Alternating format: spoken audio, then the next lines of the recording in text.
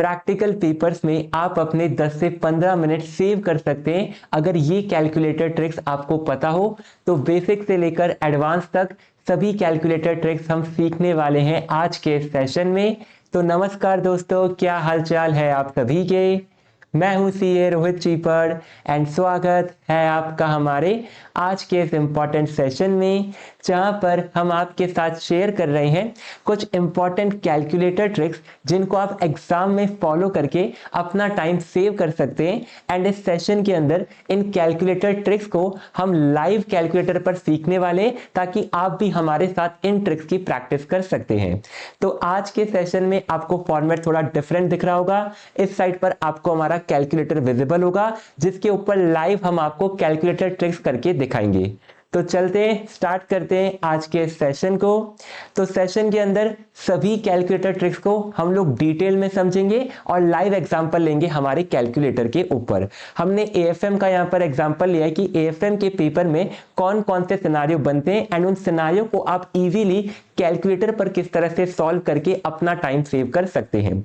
पहला सिनारियो है हमारा यूज ऑफ जीटी बटन, जिसको हम ग्रैंड टोटल भी बोलते हैं। तो कैलकुलेटर पर आपको ये जीटी नाम का बटन विजिबल होगा। इसका यूज क्या होता है कैलकुलेटर में, ये हम यहां पर सीखने वाले हैं। तो जीटी हमें बताता है कि आपने कैलकुलेटर पर जितनी भी सब कैलकुलेशंस करी है, इन सब कैलकुलेशन का अगर आपको टोटल करना है, यानी अगर आपको ग्रैंड टोटल की रिक्वायरमेंट है, तो सिंपल सा ये जीटी बटन आप प्रेस कर सकते हैं एंड आपको ग्रैंड टोटल मिल जाएगा। किस तरह से वर्क करता है उसके लिए हमने एक सिंपल सा एग्जांपल लिया है। एएफएम के अंदर वेटेड एवरेज रिटर्न का कंसेप्ट होता है, जहां पर हम इंडिविजुअल सिक्योरिटी के रिटर्न को उनके वेट से मल्टीप्लाई करते हैं एंड जो हमारा प्रोडक्ट आता है इसका टोटल कर लेते हैं, तो हमें मिलता है वेटेड एवरेज रिटर्न, जिसको पोर्टफोलियो रिटर्न भी बोला जाता है। तो इसी एग्जांपल के थ्रू हम समझने वाले कि किस तरह से जीटी बटन का एग्जाम में यूज किया जाता है। तो एग्जाम के अंदर आपको क्वेश्चन मिल सकता है जहां पर आपको मल्टीपल सिक्योरिटीज गिवन होगी, इनका रिटर्न गिवन होगा एंड गिवन होगा वेट। अब आपको इन सिक्योरिटीज के रिटर्न को वेट से मल्टीप्लाई करना है, तब जाके आपको वेटेड एवरेज मिलेगा एंड टोटल करने पर मिलेगा वेटेड एवरेज रिटर्न। अब किस तरह से क्विकली हम इसको कैलकुलेटर पर सॉल्व कर सकते हैं, इसको हम समझते हैं। पहला स्टेप रहेगा कि आपके पास जो रिटर्न गिवन है इसको मल्टीप्लाई करेंगे वेट से। तो रिटर्न गिवन है 10 का, तो 10 टाइप करेंगे कैलकुलेटर पर, मल्टीप्लाई करेंगे 0.40 के वेट से, तो मल्टीप्लाई 0.40, इक्वल प्रेस करेंगे तो 4 आता है हमारा आंसर। तो ये हमने 4 यहां पर कैलकुलेट किया है। अब हमारा नेक्स्ट रिटर्न है 20 मल्टीप्लाई बाय 0.30 का वेट। तो स्टेप 2 में 20 को मल्टीप्लाई करेंगे 0.30 से, तो 20 मल्टीप्लाई बाय 0.30, ये आता है हमारे पास 6। देन हमारा थर्ड है 30 का रिटर्न, मल्टीप्लाई करेंगे 0.30 के वेट से, सो 30 मल्टीप्लाई बाय 0.30 का वेट, ये आता है 9। अब हमने यहां पर सब कैलकुलेशन तो कर ली है। अब जनरली सब कैलकुलेशन करने के बाद हम लोग कैलकुलेटर पर इन तीनों को इंडिविजुअली ऐड करते, बट इंडिविजुअली ऐड करने की रिक्वायरमेंट नहीं है, क्योंकि अगर आपने सब कैलकुलेशन परफॉर्म करी है, अब आप ग्रैंड टोटल प्रेस करके अपना टोटल लेकर आ सकते हैं। तो हमारा ग्रैंड टोटल यहां पर 19 आता है, तो मैं यहां पर जीटी प्रेस करूंगा तो आपको यहां पर 19 मिल जाएगा। तो जीटी का सबसे इंपॉर्टेंट यूज है कि आपको एग्जाम के अंदर एक बार सब कैलकुलेशन कर लिए तो वापस से आपको इनको इंडिविजुअली ऐड करने की रिक्वायरमेंट नहीं है। आप ग्रैंड टोटल बटन प्रेस करिए, आंसर आपको मिल जाएगा एंड इससे आपका एग्जाम में बहुत टाइम सेव होगा। तो हम लोग यहां पर बेसिक से एडवांस तक सभी ट्रिक कवर कर रहे हैं। तो हो सकता है आप में से कुछ स्टूडेंट को लग रहा हो कि सर ये तो बहुत ही बेसिक ट्रिक है, तो हमने बेसिक ट्रिक से स्टार्ट करा है एंड धीरे धीरे एडवांस लेवल तक पहुंचेंगे। तो यहां पर जीटी आपको प्रेस करना है, सभी सब कैलकुलेशन का टोटल आपको मिलेगा। तो ये हमारा सबसे पहला यूज था जीटी बटन का। अब चलते हैं नेक्स्ट बटन को सीखते हैं। नेक्स्ट है हमारा m plus m minus n MRC। आपने कैलकुलेटर में लेफ्ट हैंड साइड पर ये 3 बटन देखे होंगे, m plus m minus n MRC। इन तीनों बटन से होता क्या है इसको हम लोग सीखते हैं। सबसे पहले इनका मीनिंग मैं आपको एक्सप्लेन कर देता हूं। m प्लस होता है मेमोरी प्लस, m माइनस होता है मेमोरी माइनस, MRC होता है मेमोरी रिकॉल। अब इनको यूज कैसे करना है एग्जाम में ये हमें सीखना है। मान लेते हैं एग्जाम के अंदर आपको इस तरह की कोई कैलकुलेशन परफॉर्म करनी है, जहां पर 2 मल्टीप्लाई 3 में ऐड करना है 4 मल्टीप्लाई 5 एंड माइनस करना है 6 मल्टीप्लाई 7। तो इस तरह की कैलकुलेशन को हमारे मेमोरी बटन सिंप्लीफाई कर देते हैं। कैसे यूज करते हैं समझते हैं। पहला स्टेप रहेगा कि हमें जो भी कैलकुलेशंस यहां पर गिवन है उसको कैलकुलेट करना है। पहली कैलकुलेशन है 2 मल्टीप्लाई 3, तो कैलकुलेट करते हैं। तो 2, मैं इसको पहले क्लियर कर देता हूं। 2 मल्टीप्लाई 3 करेंगे, इक्वल करेंगे, ये आएगा 6। अब 2 मल्टीप्लाई 3 हमने कर लिया है, अब हम इसको प्लस करना चाहते हैं, मेमोरी में सेव करना चाहते हैं, हम प्रेस करेंगे M प्लस बटन। तो M प्लस यहां पर हम प्रेस करते हैं। देन हम लोग कैलकुलेट करेंगे 4 मल्टीप्लाई 5, तो 4 मल्टीप्लाई बाय 5 ये आता है 20। इसको भी हमें मेमोरी में प्लस करना है क्योंकि यहां पर प्लस का साइन है, तो अगेन यहां पर M प्लस बटन प्रेस करेंगे, तो ये M प्लस हमने प्रेस किया। अब हमें 6 मल्टीप्लाई 7 कैलकुलेट करना है, तो 6 मल्टीप्लाई 7 ये आता है 42, बट ये हमें माइनस करना है, तो माइनस करने के लिए हम यूज करेंगे M माइनस। तो मेमोरी में से माइनस कर देते, तो M माइनस हमने प्रेस कर दिया। अब आपको अगर टोटल चाहिए तो आपको प्रेस करना है मेमोरी रिकॉल एंड आपको टोटल मिल जाएगा -16। तो मेमोरी रिकॉल हम प्रेस करते हैं, -16 हमें मिल जाएगा। तो इस तरह से आपको यहां पर मेमोरी फंक्शन का यूज करके इंडिविजुअली सबको एडलेस करने की रिक्वायरमेंट नहीं है। एक बार कैलकुलेट करिए, मेमोरी में सेव करते जाइए, मेमोरी रिकॉल बटन प्रेस करिए, आपको आंसर मिल जाएगा। तो इस तरह से एग्जाम के अंदर हो सकता है मल्टीपल प्रोडक्ट्स आपको कैलकुलेट करने हो, सभी प्रोडक्ट आप इजीली यहां पर मेमोरी फंक्शन यूज करके कैलकुलेट कर सकते हैं। तो ये था हमारे M plus M minus N MRC का यूज। नेक्स्ट कंसेप्ट है हमारा present value interest factor calculate करने का। क्विकली मैं आपको प्रेजेंट वैल्यू का कंसेप्ट एक्सप्लेन कर देता हूं। आई नो कि आप में से मैक्सिमम स्टूडेंट को प्रेजेंट वैल्यू पता होगा, बट मेरी ड्यूटी बनती है कि मैं कोई भी कंसेप्ट आपको एक्सप्लेन करूं या कोई भी ट्रिक आपको शो करूं, उससे पहले मैं आपको एक्सप्लेन कर देता हूं। तो प्रेजेंट वैल्यू क्या होता है समझने के लिए एक बहुत ही सिंपल सा एग्जांपल लेते हैं। मान लेते ये हमारी एक टाइमलाइन है, टाइमलाइन में ये हमारा ईयर 0 है, ईयर 1 है, ईयर 2 है, एंड ऐसे करते हुए टाइमलाइन हमारी फ्यूचर में कंटिन्यू है। मान लेते हैं मेरे पास आज के दिन 100 रुपीज है, एंड इन 100 रुपीज को मैं बैंक में जाके इन्वेस्ट कर सकता हूं, बैंक में जाके अपनी एफडी बना सकता हूं। तो मैं जाता हूं बैंक के पास एंड बैंक से पूछता हूं कि मेरे पास 100 रुपीज है, मुझे इन्वेस्ट करने। तो बैंक बोलता है कि आप एफडी बनवा लीजिए, एफडी के ऊपर आपको 6% का इंटरेस्ट मिल जाएगा। तो 6% के इंटरेस्ट पर मैं एफडी बनवा लेता हूं और 1 साल बाद मुझे 6% का इंटरेस्ट मिलता है। तो 1 साल बाद 100 प्लस 6% यानी 106 रुपीज मुझे यहां पर मिलते हैं। अब इस एग्जाम्पल में समझते कि प्रेजेंट वैल्यू क्या होता है, फ्यूचर वैल्यू क्या होता है, and present value interest factor क्या होता है। तो आपको ईयर 1 में यानी फ्यूचर के अंदर जो अमाउंट मिलने वाला है इसको बोलते हैं आपका फ्यूचर वैल्यू। तो इस एग्जांपल के अंदर 106 होता है हमारा फ्यूचर वैल्यू, एंड ईयर 0 पर यानी आज के दिन हमारे पास जो अमाउंट अवेलेबल है 100 रुपीज का अमाउंट, इसको बोलते हैं प्रेजेंट वैल्यू। तो प्रेजेंट वैल्यू है 100 का यानी आज के दिन कितना अमाउंट है, एंड फ्यूचर में जो अमाउंट मिलने वाला है इसको बोलते हैं फ्यूचर वैल्यू। दोनों के बीच का रिलेशनशिप अगर आपको एक्सप्लेन करना हो तो कैसे करोगे। हमने यहां पर अपने प्रेजेंट वैल्यू के अंदर ऐड किया था इंटरेस्ट फॉर 1 ईयर। अब इंटरेस्ट ऐड करने का तरीका होता है 1 प्लस इंटरेस्ट। तो 1 प्लस 6% इंटरेस्ट हमने ऐड किया तो हमें मिलता है फ्यूचर वैल्यू। ये हमारा रिलेशनशिप है। अब इस रिलेशनशिप को फॉर्मूले की फॉर्म में लिखना हो तो 100 हमारा प्रेजेंट वैल्यू था, प्रेजेंट वैल्यू में हमने इंटरेस्ट रेट को ऐड करा है तो 1 प्लस रेट इक्वल टू हमें मिला है फ्यूचर वैल्यू। तो ये हमारा सिंपल सा फॉर्मूला बनता है प्रेजेंट वैल्यू से फ्यूचर वैल्यू कैलकुलेट करने का। अब हमारे एएफएम के अंदर जनरली फ्यूचर वैल्यू गिवन होता है, प्रेजेंट वैल्यू हमें कैलकुलेट करना पड़ता है। तो अगर आपको फ्यूचर वैल्यू से प्रेजेंट वैल्यू कैलकुलेट करना है तो ये 1 प्लस आर को राइट हैंड साइड भेज तो डिवाइड में चला जाएगा, तो प्रेजेंट वैल्यू बन जाएगा future value multiply by 1 plus R का डिवीजन में। तो ये हमारे प्रेजेंट वैल्यू का फॉर्मूला बनता है, एंड यहां पर जो 1 डिवाइड बाय 1 प्लस आर का फैक्टर आता है इसी को प्रेजेंट वैल्यू इंटरेस्ट फैक्टर बोलते हैं, क्योंकि इस फैक्टर को जब फ्यूचर वैल्यू से मल्टीप्लाई किया जाता है तो हमें मिलता है प्रेजेंट वैल्यू। तो सिंपल शब्दों में बात करें प्रेजेंट वैल्यू इंटरेस्ट फैक्टर क्या होता है sir, 1 divide by 1 plus rate होता है हमारा प्रेजेंट वैल्यू इंटरेस्ट फैक्टर। इसको अगर फ्यूचर वैल्यू से मल्टीप्लाई करोगे आपको अपना प्रेजेंट वैल्यू मिल जाएगा। अब ये जो 1 बाय 1 प्लस आर है ये आपकी ईयर 1 का फैक्टर है। अगर आपको ईयर 2 का फैक्टर चाहिए तो आप इसको 2 बार मल्टीप्लाई करोगे यानी इसकी पावर कर दोगे 2। ईयर 5 का फैक्टर चाहिए तो इसकी पावर कर दोगे 5। तो इस तरह से प्रेजेंट वैल्यू फैक्टर वर्क करता है। बहुत ही ब्रीफ में मैंने एक्सप्लेन करा है। तो अब क्विकली चलते हैं और समझते हैं कि किस तरह से कैलकुलेटर पर हम इसको कैलकुलेट करते हैं। तो हो सकता है एग्जाम के अंदर हमें present value interest factor calculate करना हो 12% की रेट से फॉर 5 ईयर, यानी कि आपको अगर कोई अमाउंट 5 साल बाद मिलने वाला है इस 5 साल बाद मिलने वाले फ्यूचर वैल्यू का अगर आज के दिन प्रेजेंट वैल्यू चाहिए तो 5 साल के लिए इंटरेस्ट रेट से डिस्काउंट करेंगे। इंटरेस्ट रेट है यहां पर 12% का, तो यहां पर प्रेजेंट वैल्यू इंटरेस्ट फैक्टर का फॉर्मूला बन जाएगा 1 डिवाइड बाय 1 प्लस रेट की पावर 5, यानी आपका टाइम। रेट यहां पर 12% है तो 1 प्लस 12% 1.12, इसकी पावर करनी है 5। अब अगर ये वैल्यू आपको एग्जाम में कैलकुलेट करनी है, किस तरह से कैलकुलेट करेंगे ये हमें यहां पर सीखना है। बहुत ही सिंपल तरीका है। पहला स्टेप रहेगा कि जिस वैल्यू आपको कैलकुलेट करनी है उसको आप नोट करो। तो 12% की रेट है तो 12% को आप 1 में ऐड कर दो, तो 1 प्लस 12% होता है 1.12।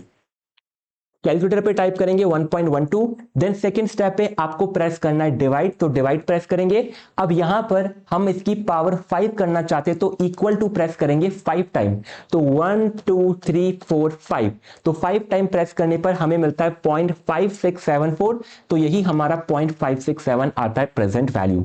तो ये हमारा तरीका रहेगा present value interest factor calculate करने का। अगर यहां पर आपको 5 ईयर की जगह 1 ईयर का प्रेजेंट वैल्यू इंटरेस्ट फैक्टर निकालना होता तो कैसे निकालते?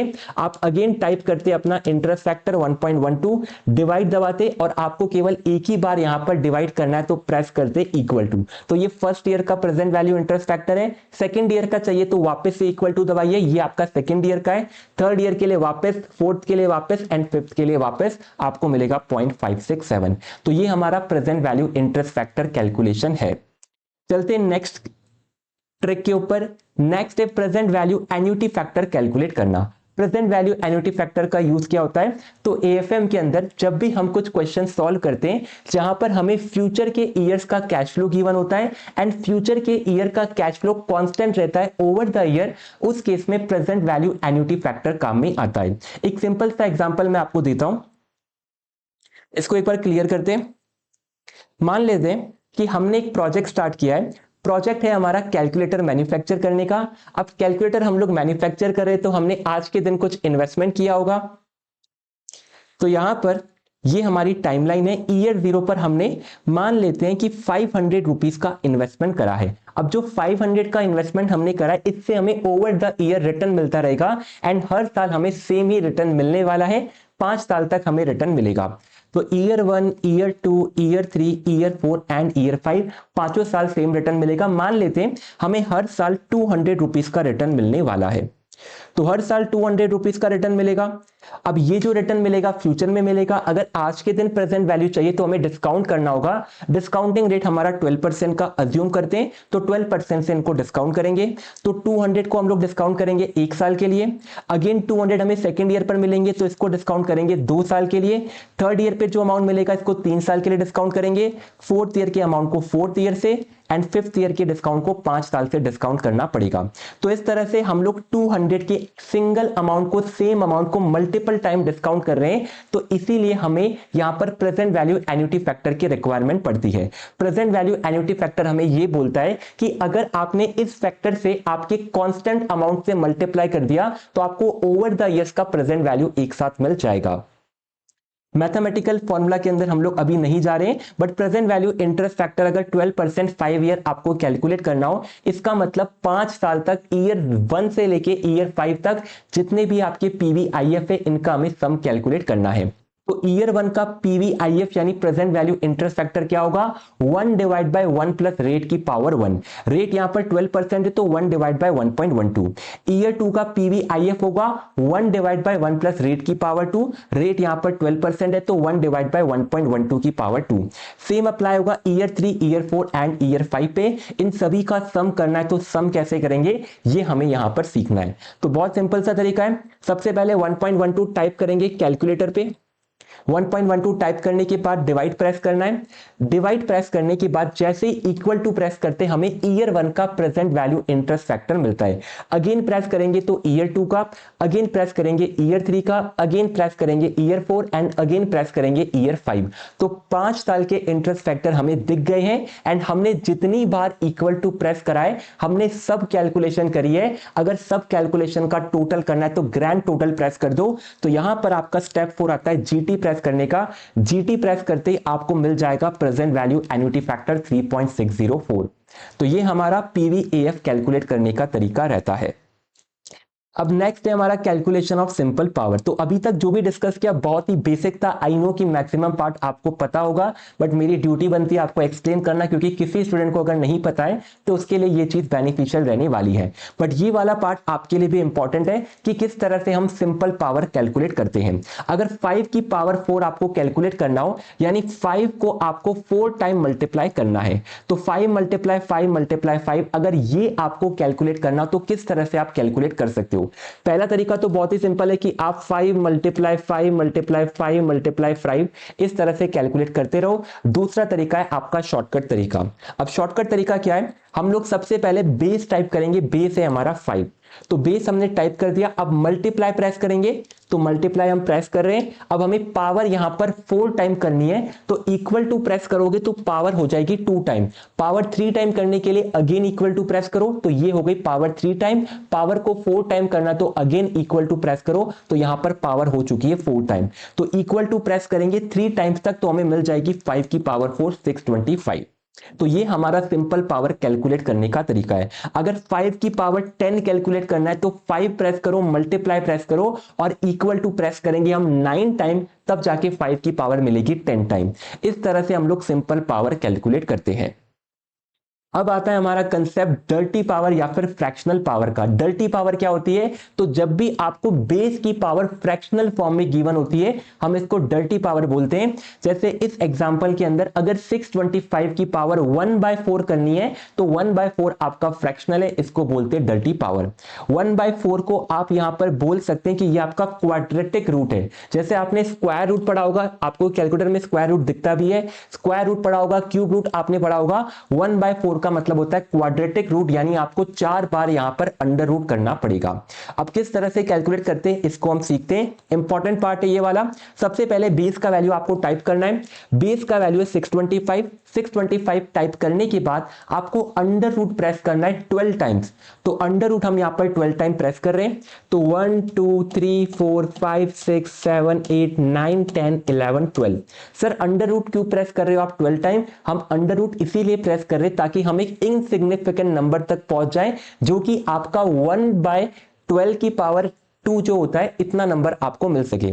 तो 12 टाइम अंडर रूट करने का सिंपल सा मतलब है कि हम एक इनसिग्निफिकेंट नंबर से तक पहुंच जाएं जो कि 625 का मल्टीपल रहे। अब 12 टाइम्स तक पहुंचने की बात हम करेंगे -1, तो -1 हमने कर दिया है। अब जो भी आपकी डर्टी पावर थी, मतलब फ्रैक्शनल पावर थी, इससे आपको मल्टीप्लाई करना है, तो मल्टीप्लाई करेंगे 1/4 से, तो मल्टीप्लाई 1 डिवाइड बाय 4, ये वैल्यू हमें यहां पर मिलता है। अब इस वैल्यू में अगेन आपको +1 करना है, जो आपने माइनस किया था वापस से आप प्लस कर दीजिए, तो +1 कर दिया हमने। नंबर मिलता है 1.00039 का। अब जो भी नंबर मिल रहा है आपको यहां पर मल्टीप्लाई और इक्वल टू प्रेस करना है, तो मल्टीप्लाई प्रेस करोगे देन इक्वल टू प्रेस करोगे, तो आपने यहां पर स्क्वायर किया है। अब यही सेम एक्टिविटी आपको 12 टाइम परफॉर्म करनी है, यानी 12 टाइम आपको मल्टीप्लाई इक्वल टू प्रेस करना है। एक बार हम प्रेस कर चुके हैं, अब 11 टाइम्स परफॉर्म करना है, तो यहां पर 2 3 4 5 6 7 8 9 10 11 और 12, तो 12 टाइम हमने मल्टीप्लाई इक्वल टू प्रेस कर दिया। अब जो आपको नंबर दिख रहा है ये है 625 की पावर 1/4, यानी 5.0047। अप्रोक्सीमेटली ये आपका करेक्ट आंसर मिलता है। तो ये पूरा का पूरा मेथड आपका अप्रोक्सीमेशन के ऊपर चलता है, क्योंकि पहले हमने अंडर रूट करके इनसिग्निफिकेंट नंबर पर आपके 625 के मल्टीपल को लेकर आए, देन मल्टीप्लाई किया पावर से, एंड देन अगेन +1 करके हमने इसको 12 टाइम किया है स्क्वायर। तो ये हमारा तरीका है डर्टी पावर कैलकुलेट करने का। अब नेक्स्ट हमारा इंपॉर्टेंट पार्ट है calculation of continuous compounding. AFM के अंदर कंटिन्यूअस कंपाउंडिंग का कंसेप्ट होता है। कंटिन्यूअस कंपाउंडिंग बोलता है कि अगर हमारा इंटरेस्ट रेट हर मोमेंट पर कंपाउंड हो रहा है, तो हर मोमेंट पर कंपाउंड होने को हम लोग कंटिन्यूअस कंपाउंडिंग बोलते हैं। आपने कंपाउंडिंग का कंसेप्ट पढ़ा होगा कि जहां पर आपकी क्वार्टरली कंपाउंडिंग, मंथली कंपाउंडिंग होती है, बट अगर हर मोमेंट हर सेकंड पर कंपाउंडिंग हो तो हम इसको कंटिन्यूअस कंपाउंडिंग बोलते हैं। अब कंटिन्यूअस कंपाउंडिंग का फैक्टर अगर आपको कैलकुलेट करना हो तो हम लोग ई का वैल्यू यूज करते हैं। तो अगर आपको ई का वैल्यू यूज करके कोई भी वैल्यू कैलकुलेट करना हो तो किस तरह से कैलकुलेट करेंगे ये हमें सीखना है। मतलब एग्जाम के अंदर आपको ई की पावर 0.12 कैलकुलेट करनी है, किस तरह से कैलकुलेट करेंगे ये हम डिस्कस कर रहे हैं। सबसे पहले आपकी जो भी इंटरेस्ट रेट है इसको आप नोट करेंगे कैलकुलेटर के ऊपर। इंटरेस्ट रेट है हमारी 0.12 की। अब इस इंटरेस्ट रेट को हम डिवाइड करेंगे हमारे मैजिकल नंबर 4096 से। तो यहां पर हम डिवाइड करेंगे 4096। सर 4096 कैसे आया? तो 4096 के पीछे एक मैथमेटिकल रीजन है। अगर आप ई की पावर को अंडर रूट करते जाते हो, -1 करते हो, तो आपको 4096 के अराउंड का नंबर मिलता है। तो इस नंबर को आपको याद करना पड़ेगा। तो डिवाइड करेंगे 4096 से एंड देन जो वैल्यू आएगा उसमें +1 करना है and then into equal to press करना है 12 टाइम। तो ये जो नंबर आया है इसमें हम करेंगे +1। अब ये जो वैल्यू आया है इसको आपको इनटू इक्वल टू करते हुए 12 टाइम्स करने पर ई की पावर 0.12 मिलेगा। तो चलते प्रेस करते हैं। तो ये 1 2 3 4 5 6 7 8 9 10 11 12। तो 1.12749 ये आता है हमारा ई की पावर 0.12। अब अगर आपको एग्जाम में कभी ई की पावर 0.12 कैलकुलेट करना हो, 4096 का मेथड आपको याद नहीं आ रहा हो या फिर नंबर याद नहीं आ रहा हो, तो इसको आप अपने डर्टी पावर के स्टेप के थ्रू कैलकुलेट कर सकते हो। डर्टी पावर के स्टेप्स क्या थे? तो ये जो डर्टी पावर के स्टेप्स हमने सीखे इनको भी आप फॉलो कर सकते हो। बट यहां पर आपको एक चीज ध्यान में रखनी पड़ेगी कि ई का वैल्यू होता है 2.7183। तो ई हमारा एप्सिलॉन होता है जो कि हमारा मैथमेटिकल टर्म है जिसकी वैल्यू है 2.7183। इसको हम एप्सिलॉन बोलते हैं। ठीक है, इतना हमारे एफएम के लिए या फिर सीए के कोर्स के लिए काम का नहीं है, बट आपकी इंफॉर्मेशन के लिए एक्सप्लेन कर दिया है। नेक्स्ट है हमारा last trick log value calculate करने का। लॉग का यूज आपके एएफएम के अंदर एंड एससीपीएम के अंदर काम में आता है कभी कभी। तो लॉग का वैल्यू कैलकुलेट करना सीखते हैं। अगर लॉग आपका बेस ई और आपका पावर 25 कैलकुलेट करना हो, किस तरह से कैलकुलेट करेंगे ये हमें सीखना है। सबसे पहले जो आपका बेस है इसको आपको नोट करना है, सॉरी जो आपका वैल्यू है लॉग का ये आपको नोट करना है। 25 आपका वैल्यू है, बेस यहां पर आपका ई है। तो वैल्यू आपका 25 है, नोट करेंगे 25 को, देन यहां पर अंडर रूट करेंगे 12 टाइम्स। तो 1 2 3 4 5 6 7 8 9 10 11 12 टाइम अंडर रूट कर लिया है। -1 करेंगे तो -1। अब जो वैल्यू आपको दिख रहा है इसको डिवाइड करना है मैजिकल नंबर 0.00024417 से। ये नंबर कहां से आया सर? तो अगर आप लॉग जो ई की वैल्यू उसको अगेन अंडर रूट करते जाते हो देन -1 करते हो तो ये नंबर आपको अराउंड मिलने वाला है। तो डिवाइड करना है हमें 0.00024417। इस नंबर को आपको याद करना पड़ेगा। तो यहां पर इक्वल टू प्रेस करते ही हमें वैल्यू मिलता है log 25 का 3.2197। जनरली एग्जाम के अंदर log का वैल्यू आपको गिवन होता है, बट इन केस एग्जाम में log का वैल्यू गिवन नहीं है तो इस फॉर्मूले से इस ट्रिक के थ्रू आपको कैलकुलेट करना पड़ेगा। ये मैजिकल नंबर आपको याद होना चाहिए 0.00024417, तभी आप log का वैल्यू कैलकुलेट कर पाओगे। एएफएम के अंदर आपका log का बेस हमेशा ई होता है, बट एससीपीएम के अंदर कभी कभी लॉग का बेस आपका 10 भी होता है, यानी यहां पर ई की जगह 10 होता है। तो अगर लॉग का बेस 10 है तो 0.00024417 की जगह आपको 0.00056231 का नंबर याद होना चाहिए।